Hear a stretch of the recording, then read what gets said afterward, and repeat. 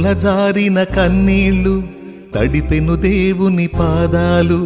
ఇప్పటి నుండి నీ కళ్ళు చూచును దేవుని కార్యాలు. కన్నుల జారిన కన్నీళ్ళు తడిపెను దేవుని పాదాలు. ఇప్పటి నుండి నీ కళ్ళు చూచును దేవుని కార్యాలు. ఉందిలే దీవెనా ఎందుక వేదన, పొందిన యాతన